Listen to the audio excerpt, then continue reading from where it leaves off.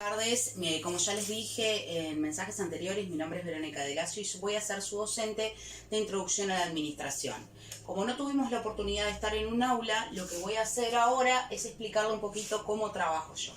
Mi metodología de trabajo básicamente son clases prácticas y teóricas, y me gusta mucho aplicar el teórico a la realidad que estamos viviendo o a la realidad cotidiana que nos rodea. ¿Por qué me gusta hacer eso? Porque la idea es que ustedes incorporen conocimientos de forma tal que sean aplicables a su vida cotidiana. La forma de evaluación de este curso.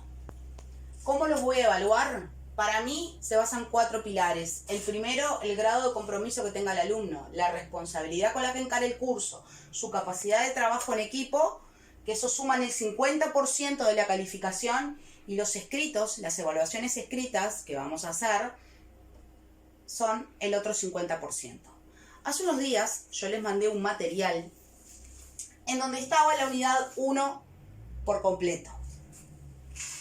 Lo que voy a hacer ahora es muy lentamente ir explicando sobre todo la primer parte de esa unidad. Lo que les voy a pedir es que una vez que ustedes, como saben, el material fue enviado y la transcripción completa, obligatoria, en el cuaderno tiene que estar. Yo voy a controlar eso y a calificar esa transcripción. Habla de las organizaciones. Entonces, para entrar en el tema, lo primero que vamos a hacer es definir la palabra organizaciones, y depende de un vocablo, de una palabra, su raíz tiene su definición en un vocablo griego que significa instrumento. Las organizaciones son un instrumento, un utensilio, un medio para. Entonces, podemos decir primeramente que las organizaciones son, a grandes rasgos, un conjunto de sistemas para lograr fines. El ser humano es un ser sociable por naturaleza. ¿Qué significa esto? Que sí o sí depende de otras personas para poder desarrollarse y existir. Por eso es que vivimos en sociedad. El hombre aisladamente no puede vivir. Entonces, para lograr sus objetivos, necesariamente necesita reunirse con otras personas para poder cumplirlos. Es por eso que hablamos de sistemas para lograr fines. Todos los autores que vimos, que yo puse en la fotocopia, de los cuales yo les envié a ustedes buscar las definiciones, me refiero a Robin, Stoner, Chiavenato, y no me acuerdo el otro ahora en este momento, todos coinciden en algún punto en que las organizaciones son un medio para lograr un fin.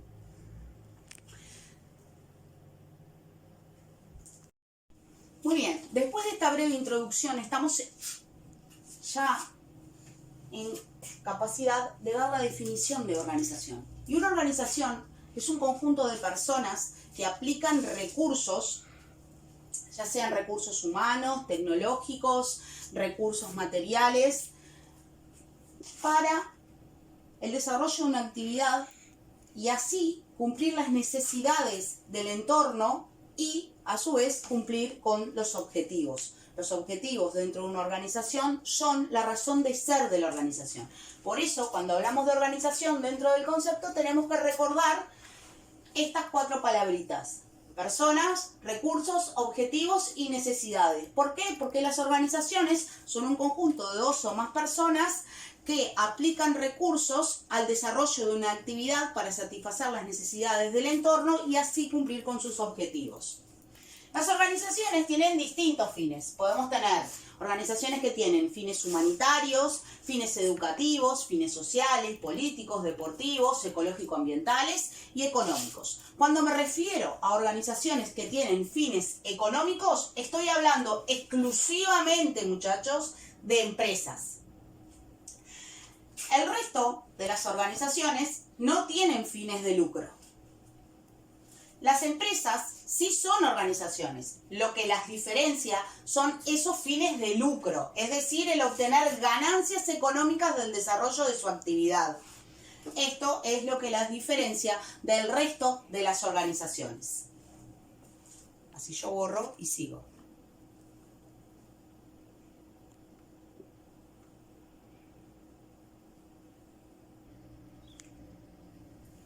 Muy bien.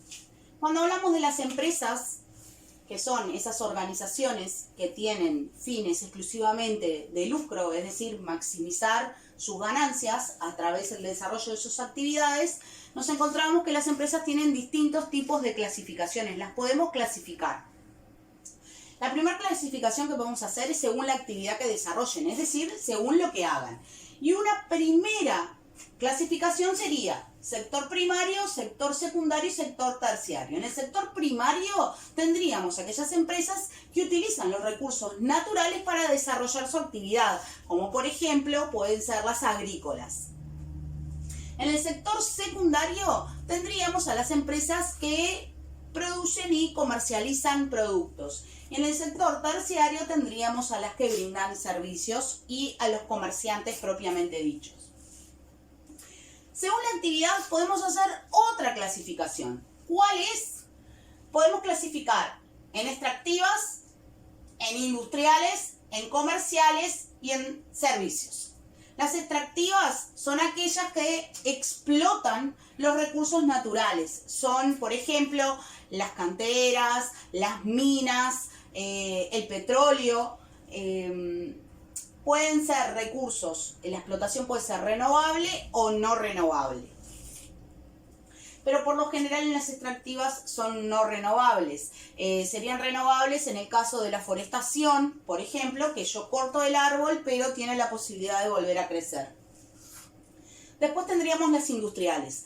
Cuando hablamos de las industriales nos referimos específicamente a las manufactureras, que a su vez se pueden subdividir en manufactureras de consumo final, es decir, son aquellas empresas que transforman materia prima en productos que van directamente al consumo final de los consumidores. Un ejemplo claro, los fideos.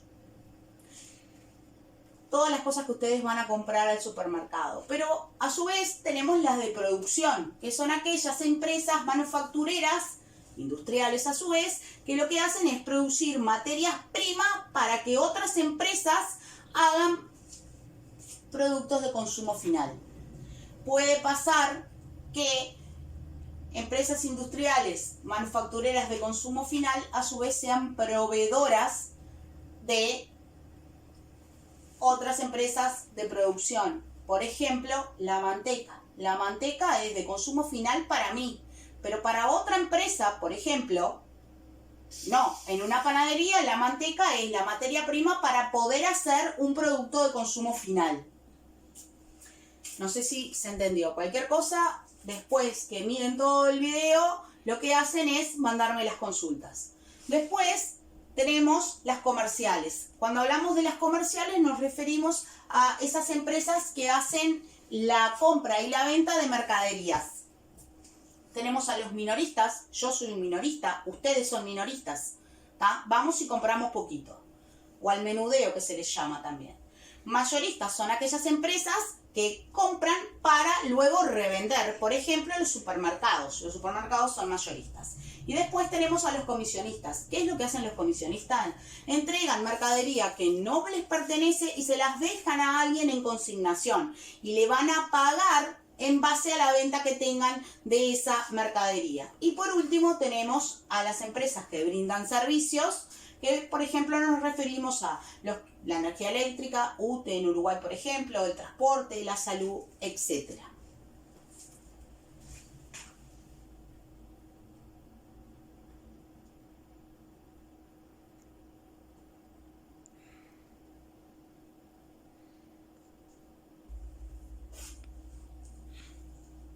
Muy bien, continuando con la clasificación de las empresas, después las podemos clasificar según su capital. En públicas, cuando los capitales provienen, o sea, el dinero, el recurso financiero proviene íntegramente del Estado, del gobierno departamental. En privadas, cuando el capital proviene de las personas, de los inversionistas o del titular de la empresa unipersonal. Y mixtas, cuando los capitales son tanto públicos como privados. Después podemos clasificar a las empresas según su forma jurídica. Lo que yo mandé en la fotocopia es algo muy por arriba porque la forma jurídica de las empresas ustedes lo van a dar después en derecho. No sé si este año o el año que viene. Con lo que está en la fotocopia alcanza y sobra.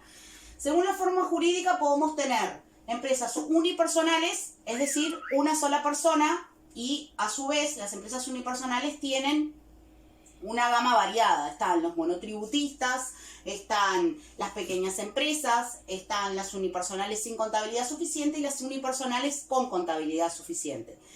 Lo único que tienen que recordar es que unipersonales es una sola persona. Y después tenemos a las sociedades comerciales, que están incluidas, o sea, tienen una ley específica que las regula, que es la ley 16.060. Las sociedades comerciales podemos tener las sociedades colectivas, las en comandita simple, las en comanditas por acciones, las más conocidas, las SRL, que son empresas de responsabilidad limitada, responden exclusivamente con el capital que tiene la empresa, con el patrimonio de la empresa, las sociedades anónimas, los consorcios, asociaciones, los grupos económicos, etc.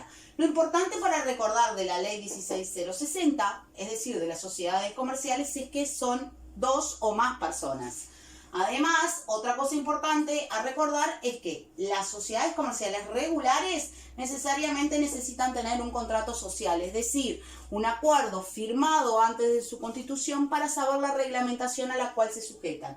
Y después tenemos las sociedades comerciales irregulares que no tienen contrato social y, por ejemplo, me refiero a las sociedades de hecho. 2 personas se unen y deciden abrir una empresa y no hacen contrato. Según el tamaño, tenemos a la pequeña, mediana, grande y multinacional. Cuando hablamos de la pequeña y mediana empresa, nos referimos a las pymes. En Uruguay las pymes son muy importantes, en realidad son el tipo de empresa que más tenemos, son las que mueven la economía del país. Las grandes y las multinacionales ya hay, pero no son tan importantes como las pymes. Para determinar el tamaño de una empresa se tienen en cuenta cosas como, por ejemplo, la cantidad de empleados, el patrimonio de la empresa y las ventas anuales que realizan. Y por último, la última clasificación es según el ámbito geográfico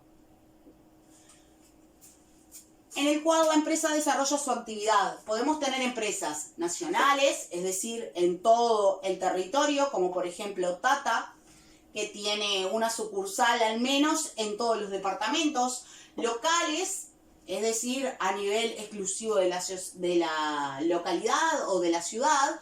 Regionales, es decir, hay en Uruguay, por ejemplo en la región del Mercosur hay tal empresa. O multinacionales, están en más de un país.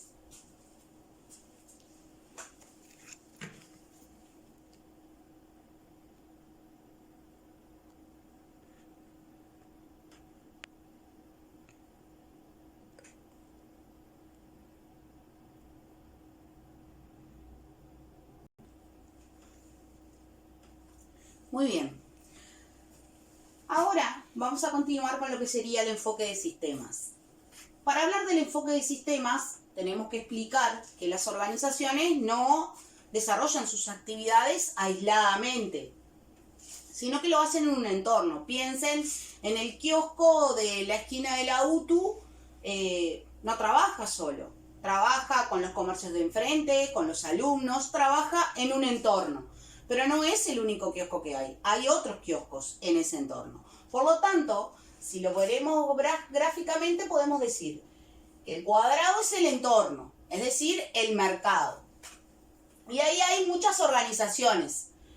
Y esas organizaciones están en constante comunicación con el entorno. Escuchan las necesidades que tienen los clientes que van a ese kiosco. Yo que sé, van y le preguntan, ¿tenés chicles Belden? Y te dicen, no, tengo Topline, por ejemplo. Pero resulta que mucha gente va a exigirle chicles Belden. Entonces la persona, para no perder las ventas, termina comprando esa marca de chicles. a esa comunicación entre la organización y las necesidades del entorno se lo conoce como retroalimentación. Como las organizaciones son un medio social,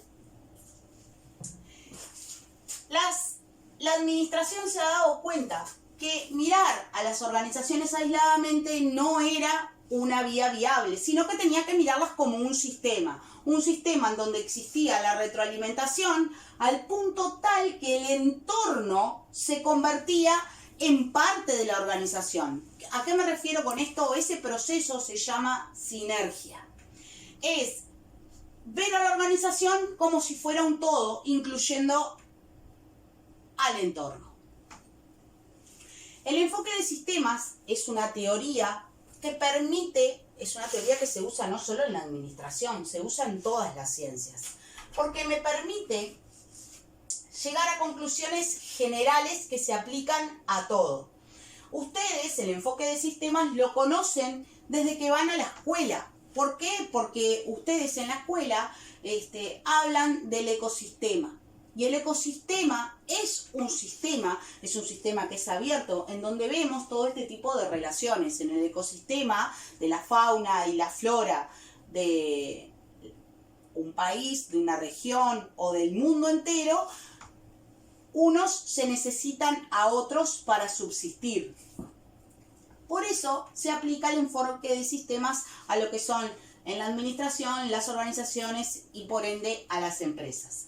¿Qué es lo que dice el enfoque de sistemas? El enfoque de sistemas lo que establece es lo siguiente, que dentro del ambiente, que vendría a ser el entorno, yo tengo entradas. Input significa entradas. Esas entradas pueden ser en una empresa recursos humanos, pueden ser proveedores, pueden ser materias primas, pueden ser capitales, recursos, tecnología, que pasan al proceso de transformación. Es decir, se toman las entradas, se transforman y obtenemos los output, que son las salidas. Es decir, los productos terminados o los insumos de otras empresas. También sale información, también tenemos a los clientes, porque los clientes son los que van a emitir el comentario de si mi producto sirvió, no sirvió, si gustó, si no gustó, si satisfajo la necesidad para el que fue creado. Y toda la información que sale acá al ambiente vuelve como una entrada a el inicio del proceso. Por eso es lo de la retroalimentación, porque si yo hice zapatos verdes y a los clientes no les gustaron los zapatos verdes, yo me voy a enterar inmediatamente y voy a saber que zapatos verdes no tengo que hacer más, tengo que hacer de otra clase. ¿Qué clase? La que los clientes que están en la salida me digan que son los que necesitan. Y por acá estamos terminando la primera parte del repartido. En otro video que voy a hacer dentro de unos días, les voy a pasar un resumen y los esquemas y les voy a explicar la segunda parte del repartido, que habla de la comunicación y habla de los recursos de la empresa. Todas las dudas que les surjan de este video o de la fotocopia, les agradezco, me las hagan llegar, porque es la única forma que tengo para evacuárselas.